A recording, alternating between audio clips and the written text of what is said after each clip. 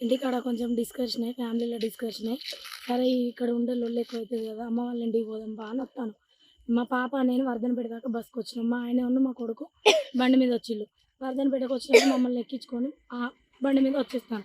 వర్ధనపేట కట్ట మీదకొచ్చినంక ఇక్కడ పోలీసోళ్ళు అడ్డేసిళ్ళు. ఆపినప్పటికీ మేము ఫ్యామిలీతోనున్నా సార్ అని నా భర్త 2, 3 సార్లు చెప్పిండు. అయినా గూడా ఇనకుండా ఇంకో సీఐ బండికి అడ్డం వచ్చి కాలడ్డం పెట్టిండు సార్. కాలడ్డం పెట్టుడుతోనే బండి ఆగిపోయింది. బండి ఆపిండు. బండి ఆపుడుతోనే చేయి చేసుకున్నాడు.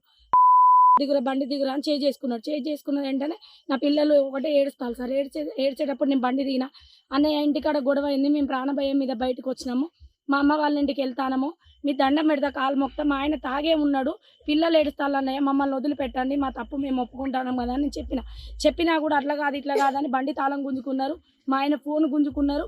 పిల్లలు ఒకటే ఏడుస్తా అంటే కూడా నేను ఎంత బతలాడి కాళ్ళ మీద పడి కాళ్ళు మొక్కుతా అంటే కూడా వినకుండా ఇష్టం ఉన్నట్టు మాట్లాడతాను సార్. మాట్లాడుతా అంటే కూడా మా ఆయనే అన్న మీ దండం పెడతా కాళ్ళు మొక్కుతా ఇంట్లో పరిస్థితి బాగాలేక నేను పిల్లలను తీసుకొని వచ్చిన నేను తాగున్నా అని చెప్తాను అంటే నువ్వు ఊదు అన్నారు.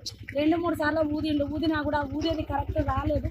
రాకపోయేసరికి వాళ్ళు ఇష్టం ఉన్నట్టు చుట్టూ 4, 5 పోలీసులు చుట్టూ ఉండి ఆయన మీద దౌర్జన్యం చేసి ఈ చీకట్లో ఈ కట్ట మీద మమ్మల్ని ఇక్కడ వదిలేసి 10 మంది వచ్చి ఎంత వాళ్ళ బండి వాళ్ళకి ఇచ్చేయండి, పిల్లలు ఉన్నారు, వాళ్ళ పిల్లలు ఏడుస్తారు, వాళ్ళ భార్య బతలాడుతుంది అని చెప్పినా కూడా వినకుండా మమ్మల్ని ఇక్కడ వదిలేసి మా ఫోన్ గుంజుకున్నారు. బండి తాళము, బండ్ల పైసలు ఉన్నాయి.